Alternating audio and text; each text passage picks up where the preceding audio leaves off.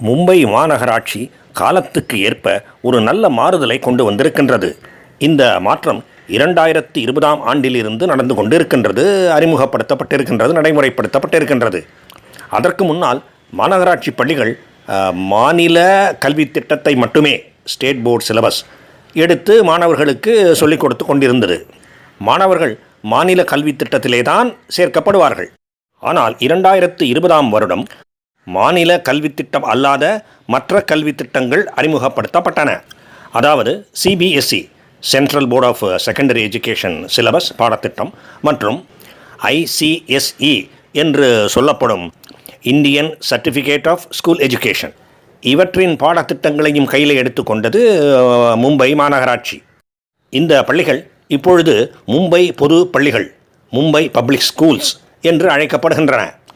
இந்த MBS, Mumbai public schools பள்ளிகளிலே 2020ஆம் வருடம் மாநில கல்வி திட்டம் சாராத மற்ற கல்வி திட்டங்களை அந்த மாநகராட்சி அறிமுகப்படுத்தியது. 2020ஆம் ஆண்டு சோதனை முறையிலே, பரிசோதித்து பார்க்கின்ற முறையிலே ஒரே ஒரு பள்ளியிலே சிபிஎஸ்இ பாடத்திட்டம் அமல்படுத்தப்பட்டது மற்றும் இன்னும் ஒரே ஒரு பள்ளியிலே ஐசிஎஸ்இ பாடத்திட்டம் அறிமுகப்படுத்தப்பட்டது. பொதுமக்களிடையே அவற்றுக்கு நல்ல வரவேற்பு இருந்தது. அதனால் இப்படிப்பட்ட பள்ளிகளை, மாநில பாடத்திட்டம் சாராத மற்ற பாடத்திட்டங்கள் சார்ந்த பள்ளிகளை எண்ணிக்கையிலே அதிகரித்தது அந்த மாநகராட்சி. இப்பொழுது அப்படி 21 எம்பிஎஸ், மும்பை பப்ளிக் ஸ்கூல்ஸ் இருக்கின்றன. இந்த பள்ளிகளுக்கான அனுமதி முறைகள், அட்மிஷன் ப்ராசஸ் 2-3 நாட்களுக்கு முன்பு முடிவு பெற்றன. வழக்கம் போல, ஒவ்வொரு வருடமும் போல மக்கள் பெருவாரியாக இதற்கு ஆதரவு தெரிவித்திருக்கின்றார்கள். இதிலே முக்கியமாக கவனிக்க வேண்டிய விஷயம் என்னவென்றால், அரசாங்க பள்ளிதானே அல்டிமேட்லி என்று யாருமே நினைக்கவில்லை.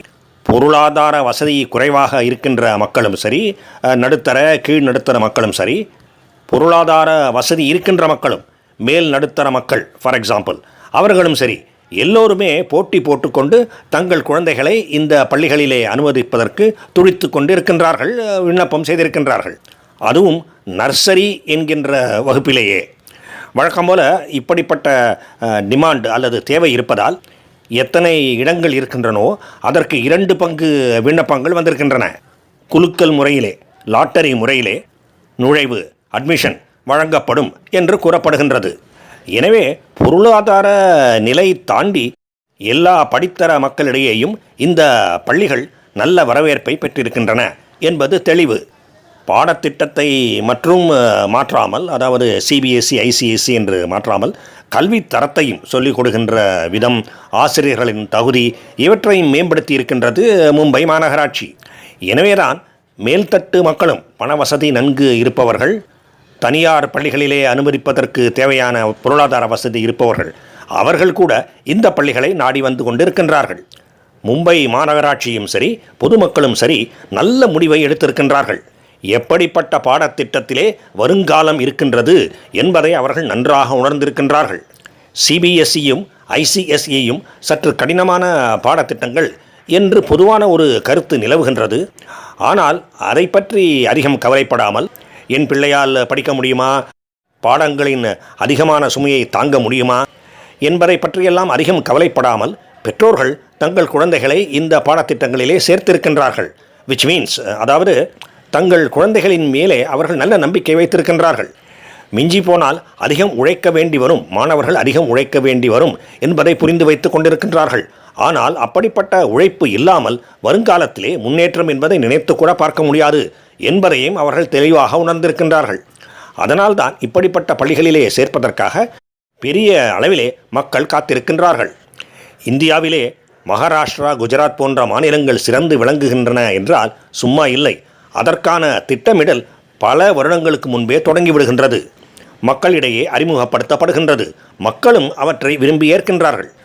ஆக படிப்பதிலே ஆர்வம் கொண்டுள்ள மக்கள் மற்றும் காலத்துக்கு ஏற்றாற்போல் படிப்பிப்பதிலே ஆர்வம் கொண்டிருக்கின்ற அரசாங்கம், மாநகராட்சி முதலியவை, இவை போன்றவைதான் ஒரு மாநிலம், சமுதாயம், நாடு எல்லாம் முன்னேறுவதற்கு சரியான காரணங்களாக அமையும்.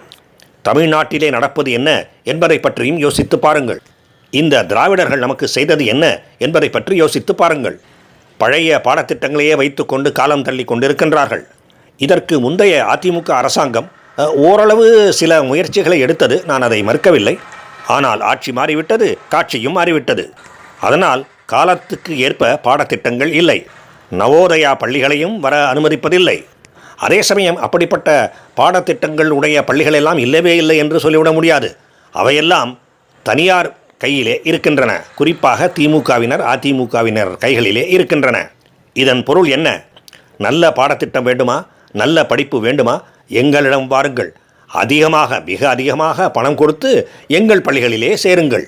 இப்படிப்பட்ட மனப்போக்குதான் இவர்களிடையே நிலவுகின்றது. அப்படி இருந்தால் மாநிலம் எப்படி உருப்படும்? மாணவர்கள் எப்படி முன்னேறுவார்கள்? தமிழ்நாடு வருங்காலத்தை எப்படி தாங்கும்?